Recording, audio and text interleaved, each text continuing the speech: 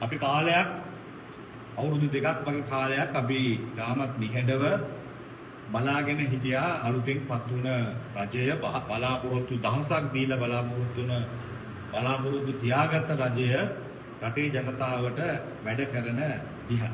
මොකද අපි ආණ්ඩු කරවලා දිනනවා, ආණ්ඩු කරලත් තියෙනවා, ඒ වගේම ආණ්ඩු කරනවා දිහා බලාගෙන ඉඳලත් තියෙනවා, විපක්ෂයේ දේශපාලනය කරලත් තියෙනවා, ආණ්ඩුවේ දේශපාලනය කරලත් තියෙනවා.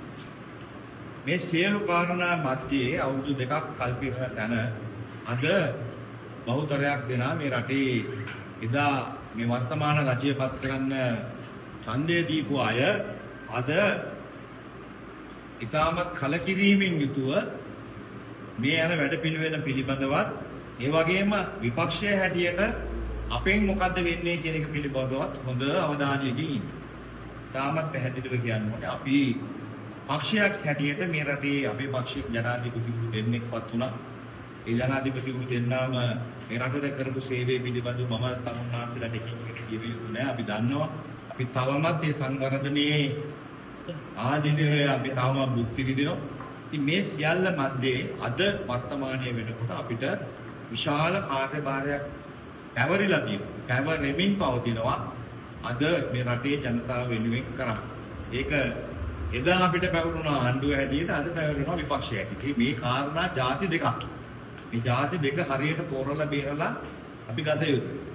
ඒ නිසා මම සන්තෝෂ වෙනවා අපි දේශපාලන ගමනක් යන්න ආරම්භ කරනකොට කතරගම ප්‍රෝග්‍රේ ඉන්න ඕන සිටිය යුතුම සියලුම දෙනා අද මේ අවස්ථාවේ ඉන්නේ. විශේෂයෙන්ම අපේ හිටපු අපේ සභාපතිතුමා ඊවි කාන්තමතුමා ඒ වගේ ඉන්දික අනුර මේ සියලුම දෙනා ඇවිල්ලා ඉන්නවාද ඒ වගේම මම ඉතාමත් ගෞරවයෙන් ස්තුතිවන්තව අපි මේ වෙලාවේ සිහිපත් කරන්න ඕන අපි කවදාවත් කායිමත් පරිගන්න දේශපාලනය කරේ නෑ. ඔබ ඒක සාක්ෂි ගන්නවා. ඔබත් අපි වගේ. ඒ නිසා තමයි අපි මෙහෙම එකතු වෙන්නේ තව.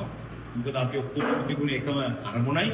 ඒ අරමුණ තමයි අවස්ථාව ලැබුණම අපේ කියලා ජනාධිපති කෙනෙක්පත් කරගත්තම අපේ කියලා කණ්ඩායමක් පාර්ලිමේන්තුවට යාගේ හරහා අපි කාලයක් තිස්සේ ඉල්ලීම් කරපු පාලම හදාගන්න, පාරවල් ටික හදාගන්න, විදුලිය ගන්න, ඉස්කෝලේ හදාගන්න, ඇඳවේලි ටික හදාගන්න, වැව්වම්නු ටික හදන්න මේ හැම බලාපොරොත්තුවක්ම ඉටු කරගන්න. මම හිතන්නේ කෙනෙක් කියන්නේ කියොත් මේ දේ දැන් විදේශතම මන්ත්‍රීවරයෙක් හැටියට අපි දන්නවා අපි හැම අංශයකට එක මෙන්න මේකට විතරක් කියලා නෙමෙයි හැම අංශයකම මොකද මේගොල්ලන්ට තමයි අපේ අද වර්තමානයේ නියෝජනය කරන අන්ඩ්‍රයි වෙල්මදි මම හිතනවා ඉතින් මේ හැම මේ තවම පුරුද්දට දැන් මම මීට දවස් 4කට කලින් ඉබිද හිටියේ මේ ඉන්නකොටත් මේ එහෙ තියෙන ජාතික පාසලේ ගුරුවරුන්ගේ ප්‍රශ්නයකට දෙමාපියෝ ඇවිල්ලා මාව හම්බෙන්නේ මං කිව්වා දෙන්න මට බෑ දැන් කරන්න කියලා.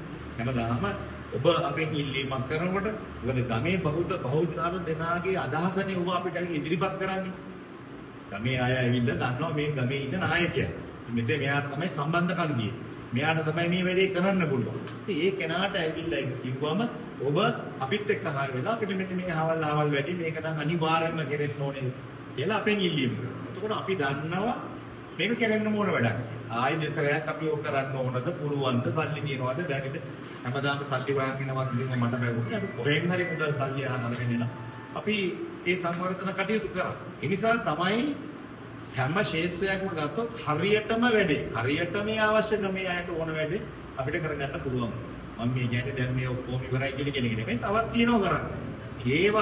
ඒවා පිළිබඳව අද එහෙම විශ්වාසයක් ඇතුව අද එහෙම කියන්න කෙනෙක් ඇතුව ඒ කියන කෙනාට වැඩේ කරගන්න එහෙම ගියාම තමයි මේ අය බලනවා අද වර්තමානයේ ආණ්ඩුව බලනවා තමන්ට විපක්ෂව තමන්ට විරුද්ධව ඉන්න ඔක්කොම ටික අල්ලලා කුඩුවකට දාන්න. ඔක්කොටම නඩු දාලා ඔක්කොම කුඩුවට දැම්මයින් පස්සේ මේ ආණ්ඩුව කරගෙන යන්න පුළුවන් කියලා මම දන්නේ මට තේරෙන විදිහට නම් හිතාගෙන ඉන්නේ එහෙමයි. මේ ලෝකේ කිසිම තැනක විපක්ෂයක් මර්ධනය කරලා නැහැ. විපක්ෂේ Tamanට විරුද්ධව ඉන්න අය කුඩු වෙලා.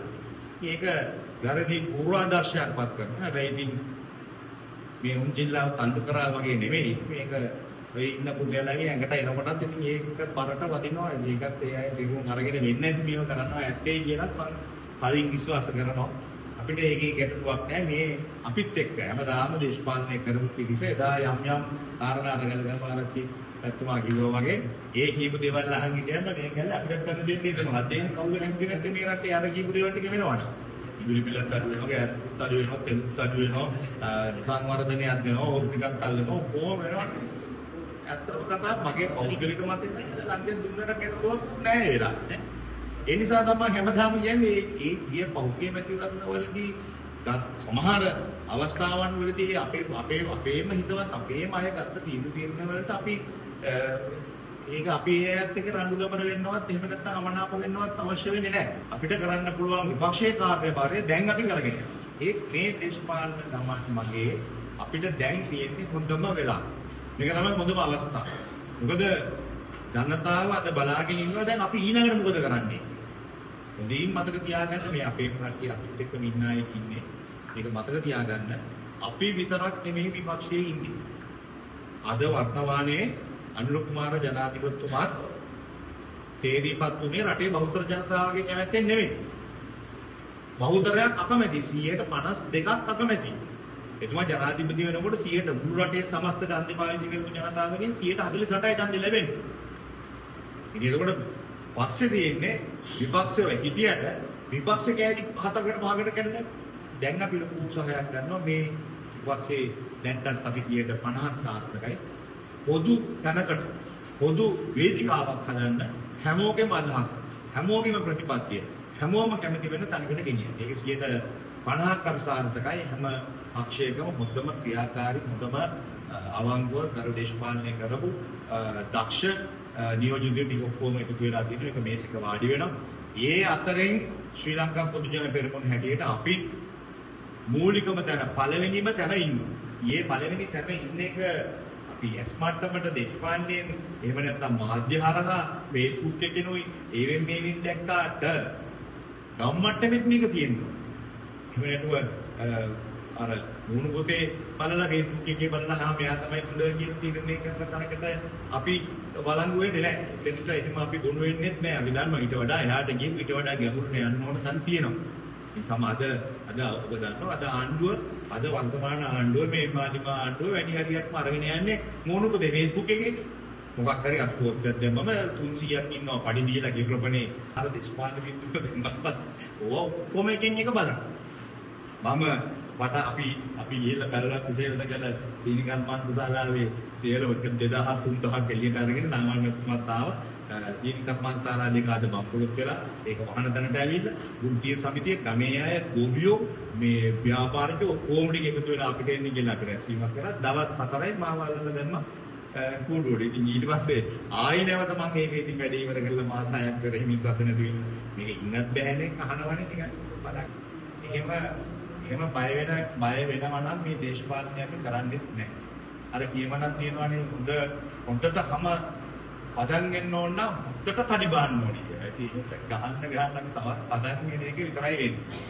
මොකද මට තිබිච්ච ලොකු බයක් පොඩි කාලේක බයක් තමයි හිරේ යන්නේ. දැන් ඒක නැත දැන් කොහේ ඉන්නකද කියලා වෙන්නේ නැහැ. මම දන්නේ